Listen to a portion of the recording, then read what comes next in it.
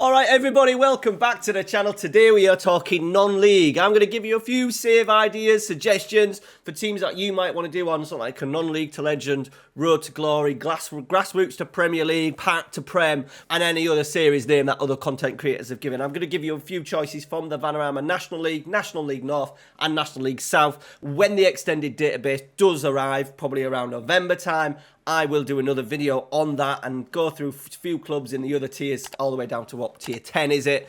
But today we're just going to focus on the Vanarama National League North, South and Premier. Alright guys, let's get into it. Smash a like on today's video, but I would also appreciate if you let me know down in the comments which team, if you are managing a team in the Vanarama National League, North or South or the Premier, let me know down in the comments. Or if not, let me know which one of these teams takes your fancy. Right guys, let's go and have a look. We'll start in the Vanarama South. Okay, now in the Vanarama South, if looking at the other divisions, I always think the Vanarama National League South, in terms of standard, is not as good as Vanarama National League North. There is a lot of clubs in here that have obviously been in the Vanarama National League, but have not necessarily been in the Football League. I'm trying to think of any clubs that have been in the Football League. I think Ebbsfleet got quite close.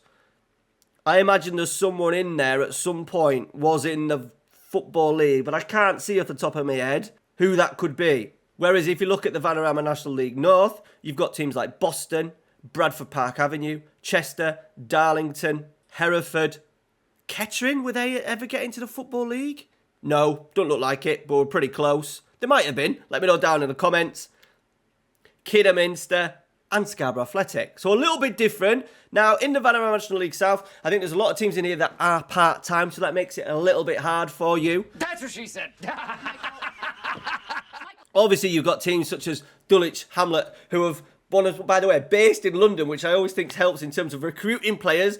Sometimes in this lower league, sometimes, especially if you're part-time, you can't get players to come because they're based too far away. Now, the colour, the badge, is a massive pull for Dulwich Hamlet. They've also had issue with the stadium. They're back in their stadium. They've had a little bit of publicity as they managed to win back the rights to their stadium, Champion Hill Stadium. I don't know much of the ins and outs, but there you go. 3,000-seat stadium built in 1912.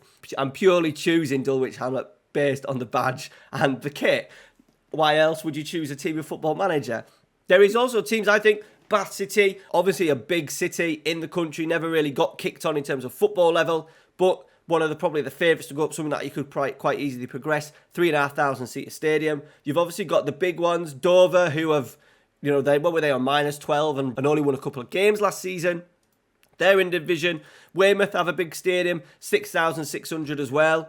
They've kind of bounced around in 3 divisions of Vanarama National League, National League South, and then the 7th tier. And then you've got even teams like Slough, made famous, put on the map by The Office, and never kicked on, never got into the Football League, I don't think. No, by the looks of it, never in the Football League. So there you go, put Slough on the map, and obviously you've got Aaron Null, who is a former Reading youngster there as well. He's not a bad player to have at that level. Now, I'm not massive. Obviously, I've followed the National League North quite closely after the last few years because of I'm a York City fan. I've never really followed the National League South. If there is anyone in the National League South that I've missed out there, let me know down in the comments. All right, moving on to the National League North. 24 teams. Now, I'm not going to really talk about Scarborough because they were featured in my 10 teams to manage video, and I give Scarborough the English choice. My number one choice for a team to manage in England, I would have gone Scarborough Athletic. So we're not going to talk about them too much. Go check out the video for that.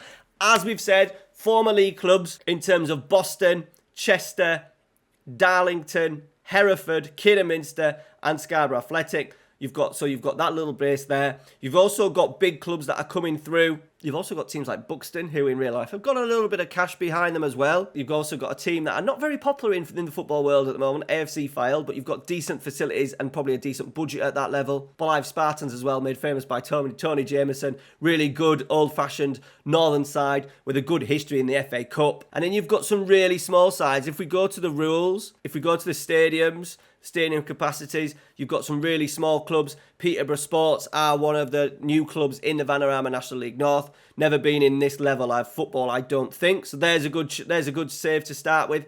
Leamington as well have been in and around the division for the last few years, but once again, quite a small club, semi-pro. You've got teams such as Kings Lynn who had a big rise, got into the Vanarama National League after 2 successive promotions, but then went back down. Kidderminster Harriers as well, who we remember from sort of like FA Cup days. There you go, League 2. They haven't been in the League 2. They haven't been in the Football League for over, 15 years now. Darlington's a bit of a challenge. Even though they were a former Football League club, they had to restart again. As you can see, loads of promotions. Been in the Vanarama National League for the last, Vanarama National League North for the last few years. Basic training facilities, not a big reputation, but they have got players. Will Hatfield's a decent, very decent player at that level. You've got David Wheater as well. Former, was it Middlesbrough? Yeah, Middlesbrough, Bolton, etc. You haven't got the Reynolds Arena, the stadium that they moved into. You've got a really old Blackwell Meadows. Built in 1994, it says, so maybe not too bad. 3,300 capacity. If you want a really good challenge, I think semi-professional Darlington in here. Scarborough, I think Scarborough as well. Yeah, Scarborough is semi-professional. So you want it to sort of like so if you want a club that have risen through the ashes again, Scarborough, Darlington, a good choice. He's semi-pros.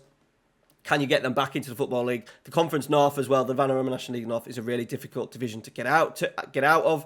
You've got also really small clubs. We spoke about Peterborough, Banbury are quite a small club. I'm not sure how many times they've been at this level before. By the looks of it, they haven't been in it for the last 20 years, if at all. Moving into the Vanarama National League, 24 teams. It's one of the most difficult divisions, I think, to get out of when you're playing your non-league to glory kind of save, because only one team goes up. You've got the playoffs. The playoffs are very difficult, especially if you don't finish in second and third. You've got lots of games, Saturday, Wednesday. And I really struggled with my Athletic Club York save, trying to get them out of the division, because by the time the playoffs came round, you had 2 days rest, and your players were knackered for sort of like the semi-final, final even. So it was really difficult to get out of. You've also got clubs dropping down. If the Football League clubs that drop out are really big, talking teams like Notts County, really big clubs with big sort of like fan bases, big budgets, it does make it really hard to get out of the National League. Obviously, this year as well, you've got teams such as Chesterfield going quite well, Notts County,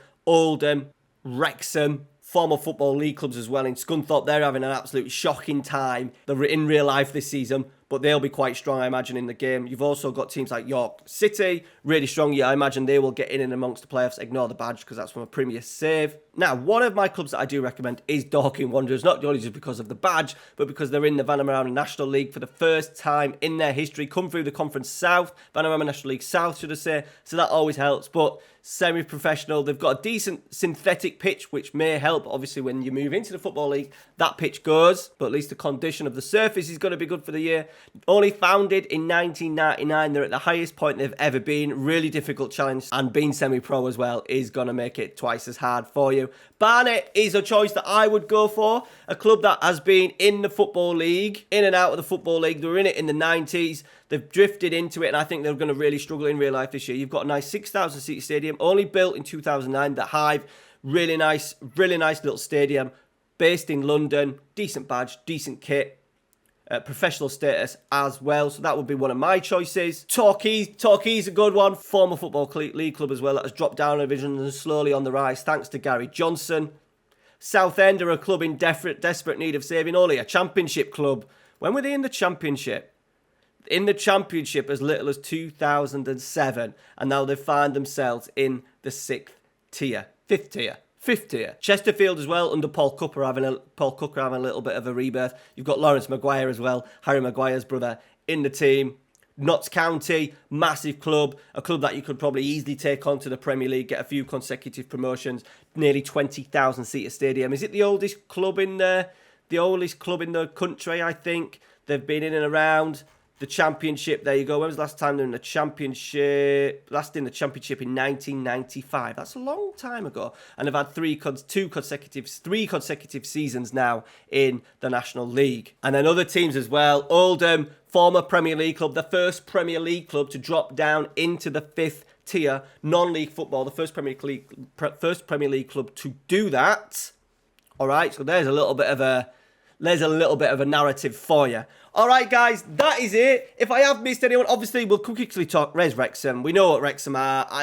It wouldn't be my save choice just purely for the reason because it's been overdone and stuff. But there is plenty of teams in and around here with all their little narratives. If I have missed a little story, a little backstory, a narrative, let me know down in the comments. Who would you be managing in these 3 divisions? Let me know down in the comments. FM23 is just around the corner and I cannot wait. We'll see you for FM23 very shortly. So much happening on the channel. Tactics, streams, let's plays, tutorials. It's all right here on the channel, so make sure you are subscribed. Take care, guys.